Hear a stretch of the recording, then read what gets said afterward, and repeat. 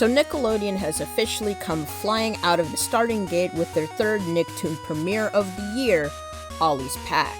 It's a simple little series about the eponymous kid whose sole mission is to keep control of a magical backpack that holds a dimensional rift full of monsters. If I had to oversimplify it for you, think Danny Phantom, but with monsters, okay? The new cartoon, created by Pedro Boli and Graham Peterson, is not the first Nicktoon to be animated up in the Great White North, but it is perhaps the first to be majority Canadian, excluding Nick Jr. properties. It's also the first of the decade to have a truly righteous theme song. Ollies Pack. He protects the monsterverse. Ollies Pack. Gateway to another dimension. I don't think it's that often when I hear a theme song that can be as equally mystical as it is whimsical. It reminds me too much of Rebecca Sugar Chiptune ditties, like someone humbly came up with the lyrics on a whim and was able to keep it short and punchy, yet drag you right into the action anyway. Based. Pack is the keeper of the pack. From what little I've seen, the series is already destined for moderately satisfying things at the very least, but indirectly, I realized that it could also be representative of Nick's future in TV animation and its current design philosophy.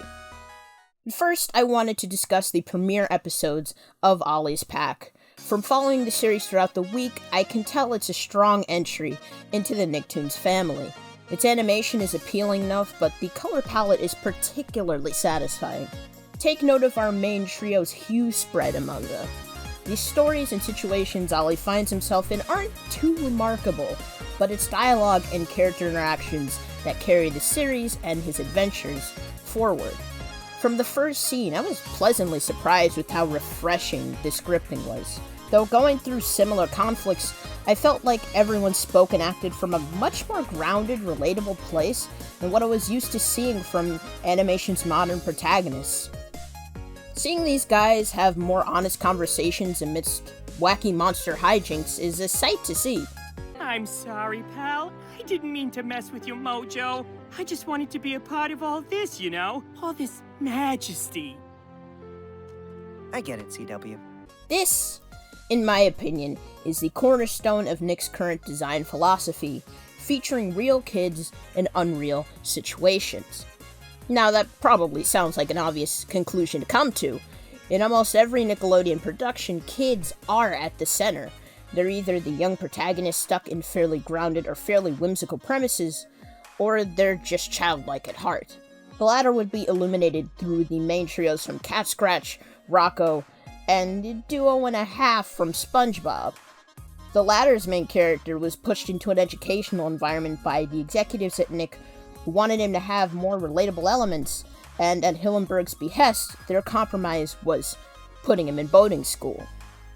I do think, however, these are more stories of international intrigue. As referenced in literature such as Splat and Nickelodeon Nation, Nick has mainly been catering to middle-class Wonder Bread families in suburbia since its conception. They only really got into international enterprising in a creative sense around the mid to late 90s, around the same time it's said to have been cemented as cold and corporate. Unsung experiments like Diana, The Secret World of Alex Mack, Cousin Skeeter, among others, all harken back to Nick's earnest attempts to branch out and include a chunk of the audience they had already won over without even trying. In the context of Nicktoons, the context of branching out was almost never racially or culturally motivated, but usually focused on creative prospects. As you probably know, the last few Nicktoons are more of international efforts than they usually are. It's Pony and Ollies Pack are products of British and Canadian creatives respectively.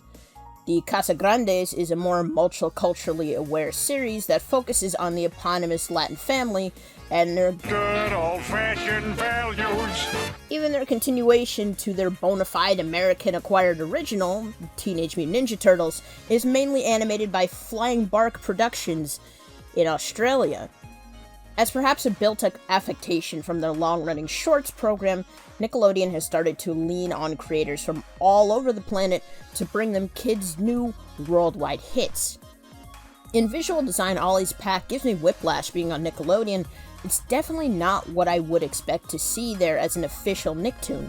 but considering how the Nicktoons identity came precisely from a lack of clear identity, and I guess this is the best they could do right about now. It's jarring to see so many animated series pop up seemingly out of nowhere, but I'm happy to have them. As long as it's a hit with the kids, that's all it's about, and I can't imagine Ollie not tapping into that. As a bit of a tangent, I'm kinda tired of certain sectors of Twitter tweeting Nick like their own child that can't do any wrong, as if we can't speak ill of a multinational conglomerate. Like, this company is not a struggling student to give a pat on the back and an A for effort. It's an amoral brick of corporatism, and they're not even out for your money. They're out for the parents of the kids they're trying to win over. Now, will our endless moaning over the previous lack of Nicktoons spur them to action? Probably not, and I don't think it ever did, but it's better than pretending as if they're working to improve themselves based off of our criticism. But there is a world outside of 2-bit Twitter takes. Internationally, Nick's animation output has been stellar for the past few years. The animated heroes of Nickelodeon India have made for some iconic figures in their own right. They deserve a video of their own, to be honest. In Brazil, co-productions like Papaya Bull and Diana and the Amazon Guardians have been sweeping the channel in popularity. In a weird way, even Italy's submission through 44 Cats was made to be the next hit favorite Nick never knew it wanted. I know it doesn't fit the need since most of us are North American and we're looking for more native animated content, but now that we're at this point, it's really nice that we finally have a trio of cartoons that can appeal to a whole host of people. Glitch Tex on Netflix brings out the inner nerd in us all, through old teens and 20-somethings. Its Pony captivates the younger 6 to 11 demographic with outrageous whimsy, and Ollies Pack can conquer them all. Especially considering the pair of episodes Nick capped off its first week of premieres with, it would be remiss not to imagine that this guy's destined for great things. Perfectly balanced, as all things should be. Ollies Pack. He protects the monsterverse. Gateway to another dimension. Only he can save the earth with the help of his best friends. He saves the day. Ollies Pack.